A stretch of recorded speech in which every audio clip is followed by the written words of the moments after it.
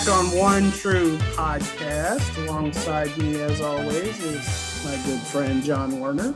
Johnny, good to see you. Hey, Bryce. Good to see you. Yes. Good to see all those rockets and what else you got there?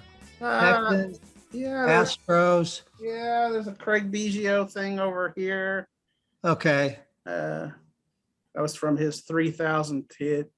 So You got a cowboy hat. That's like a fedora or whatever. Okay, gotcha. You might wear it at a track meet or something. So Johnny, obviously, after a 2-0 start against some of the in-state schools, Baylor opens up Big 12 play this week at Kansas. The Jayhawks, stop me if you've heard this before, they're hitting the reset button. They have Lance Leipold, formerly of Buffalo, as their new head coach.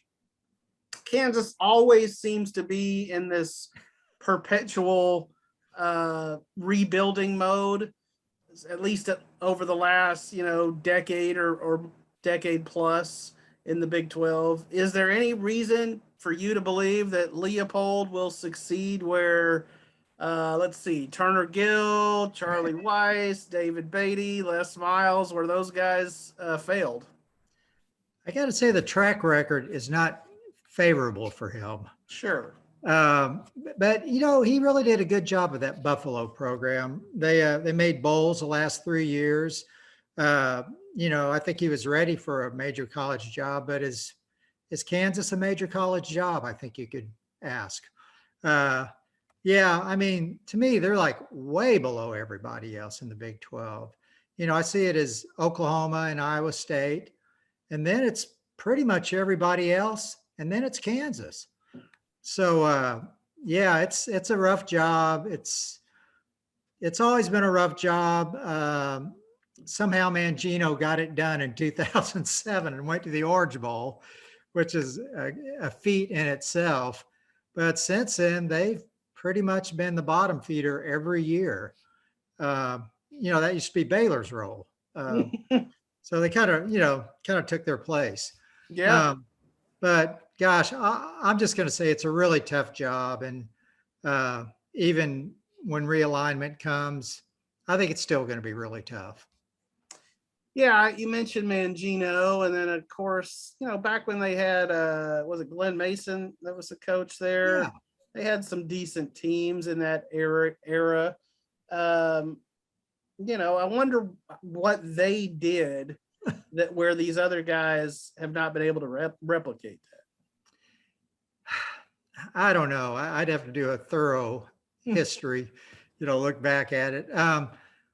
What Bill Snyder did at K-State, he always did a lot with JUCO transfers. And boy, you kind of wonder if that's the route they ought to go. I just don't think there's like a real fertile hotbed of recruiting around there. And, but Bill Snyder managed to build it, with a lot of JC guys. You kind of wonder if that might be the answer for them. Or you could do it with transfers. I mean, as we know, the transfer market is about as active as it's ever been. So maybe they, instead of just like recruiting high school guys, they ought to just recruit transfers. Yeah, no doubt. Maybe that's the way. Well, obviously the shining jewel of the Kansas athletic program is that men's basketball program helmed by Bill Self. So you've witnessed games both in Allen Fieldhouse, you've witnessed games in Memorial Stadium, probably half full, I don't know, quarter full. Just how different are those game day atmospheres? And have you ever seen a KU football game that kind of matched the intensity of a basketball game? I'm not sure if I've seen a KU football game that's matched the 16,000 fans that they cram into Allen Fieldhouse. Ouch. I remember going there once a few years ago. They had just done their Midnight Madness, and of course the place was full and it wasn't even a real game. Next day, football, I wonder if they had 10,000 there. Mm. Now, the Midnight Madness might have had an effect on it. It was an early game, but you've got like one of the best basketball atmospheres in the country over at Allen Fieldhouse. And then in football, you got one of the worst major college football atmospheres I've ever seen. And yeah, I mean, winning would obviously help, but I think it would take a lot of winning. I mean, winning over years and years, to get fans there on a regular basis. Yeah, obviously, they're one of the blue bloods in basketball, and so that's the flagship program at Kansas. And until they start winning and winning at a bigger level, at an Orange Bowl type level like Mangino did, I feel like it's not going to come close to the basketball atmosphere. Right. Sorry, I've got to deal with a dog here. So let's move on in the Big 12. There's been a hefty amount of quarterback turnover here in the Big 12, early in the season. We've seen it at Texas and other places. Meanwhile, 6 defenses in the Big 12, it's early, but are allowing fewer than 300 yards per game. So is it possible that we've seen a culture shift in this conference where it's become more of a defensive league? I think that's been coming the last few years. In the past, the reputation of the Big 12 is, everybody plays great offense, nobody plays defense. Lately, there's been some pretty good defenses on the field. Baylor 2 years ago was one of those. They had an excellent defense. Oklahoma's been getting better on defense. Iowa State, they had a great defense last year. So I think you're seeing more of it. I think maybe they're starting to figure out offenses a little bit. It's still very hard to defend with those fast tempo offenses, and it always will be. But I think they're finding guys to match up with those, and maybe just coming up with some schemes to kind of combat that. But yeah, I think you're seeing more defense in the league. Yeah, I would say that I'd stop short of calling it a defensive league. Right. But yeah, because honestly, the SEC sort of had that label for a while, and the fact is, you would watch their games sometimes in that conference. We're talking maybe a few years ago. I feel like the SEC has actually improved a lot offensively, but there were a few years ago, I remember LSU Alabama playing, and it was a dud. I mean, it was just a really ugly slugfest kind of defensive game. And I think what you're seeing in the Big 12 is more balance, which is what you want. I mean, you want a balanced game, maybe not 65-58, remember that Baylor West Virginia game or whatever it was, last one to touch the balls, wins. Yeah. But something that, has both units making plays and everything. I think you're seeing a trend toward that. I agree with you. And like you said, I feel like this is not new to this year. I feel like it's kind of been coming. I mean, those Matt Rule Baylor teams certainly could play a little defense. And I think that's probably the biggest thing that got Baylor in the Sugar Bowl was that defense that year. Yeah, especially that defensive line. That was really one of the better ones Baylor's ever had. And James Lynch was just incredible that year. And yeah, I think you're right. We're seeing more balance. So a couple of old Big 8 rivals. Remember the Big 8? You do remember it. Well, now, in my old age, sometimes I still call the Big 12 the SWC. Okay. So, yeah, I do remember the Big 8. Yeah, so a couple of old Big 8 rivals, Oklahoma and Nebraska, will meet on Saturday. It's the 50th anniversary this season of their epic 1971 clash that was dubbed the game of the century. However, 50 years later, is this still a, quote unquote, air quotes, big game? Can it pull the eyeballs of the nation, or is it more fun from a nostalgia sense? I think it's more nostalgia. In fact, I'd like to see them both come out in a wishbone. I think that had a lot of fun That'd too. be fun. That'd be fun. Can we get a little Switzer and Snyder appearance at this game? I bet we do have that. Yeah, that'd be really cool. But no, Bryce, I just think Nebraska's program is so down. It hasn't been good really since they left the Big 12.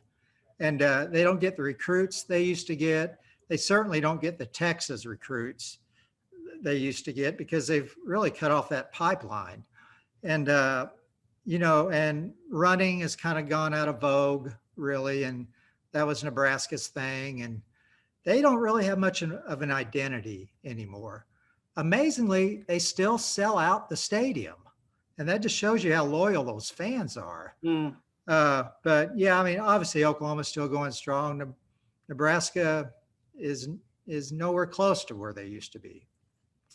Now, before you charge me with a little Chad Conine reaching, just hear me out, okay? Okay.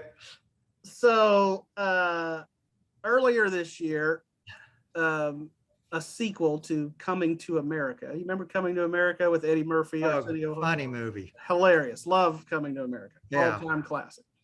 A sequel to that came out. It was called Coming to America. And, like a lot of sequels, it really, I watched it. I was mildly excited to watch it, because I love the first one so much, and it just didn't live up to the, to the original, not even close. I fear that with the Top Gun sequel that's coming out later this year. I feel like it's, has the potential to go down that same route. Yeah. Of just, not capturing the original. And I feel like that's what you're going to get with this Oklahoma-Nebraska game. The Sooners are on a much different level, as you noted, than the Nebraska is right now. Will it be fun to get them on the field and see those, that red OU and that, white helmet with the red N, for Nebraska? Sure, that'll, be kitschy. But I don't feel like it's the same as, you remember when about 2008, 2009, the Lakers and Celtics met in the finals. It was legit. That was, that was a little bit of a return to, the old days. I don't feel like this is going to be that. Nah. Completely. So we can't have Kansas week anymore. We probably wouldn't have ever had it, but without thinking of our good friend, Kristen Hoppe. So Kristen, of course, was a cops reporter, crime reporter here at the Trib, and a good friend of all of us, everyone in the newsroom. She was an amazing person in a lot of ways. Loved her family, loved her friends, her dogs for sure, but had a deep, deep passion for all things Kansas Jayhawks, most notably that aforementioned basketball program. Mm-hmm. Just, kind of to close us out here, what are just some of your favorite memories of Kristen and her cheering on KU, or maybe even a couple of her other favorite teams, which would be the Royals and the Chiefs? Well, I remember it wasn't too long after she first got to the Trib. I was talking to one of you guys, just chatting, and I just kind of brought up, man, it'd be great for the Big 12 basketball if somebody other than Kansas won it for once. Anyway, she was sitting behind me, and she just like spun her chair around really fast, and she goes, "That's all we've got."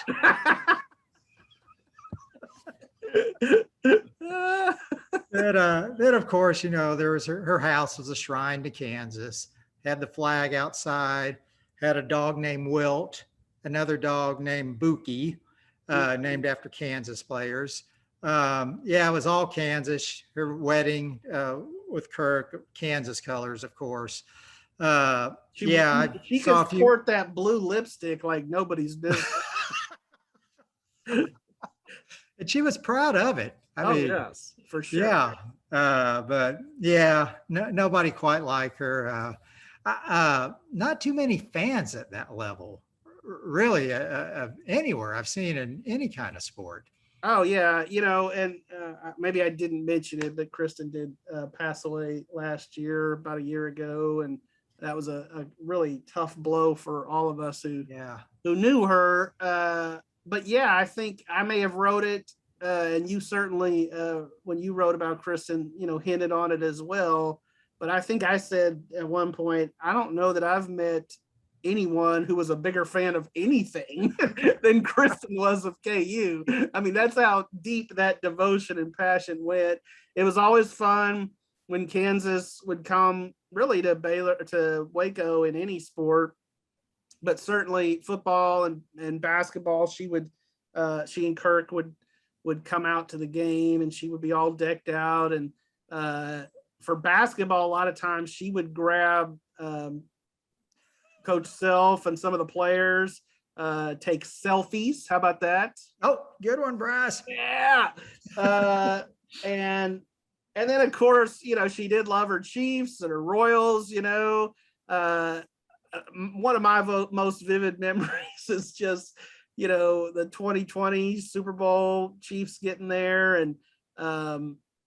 and so we had a Super Bowl party over at our good friend Rod Adelot's house. Mm-hmm. A lot of people were there. Kristen was there. I had my son Cooper there, teenage son, and we know Kristen was fond of some colorful adjectives on occasion.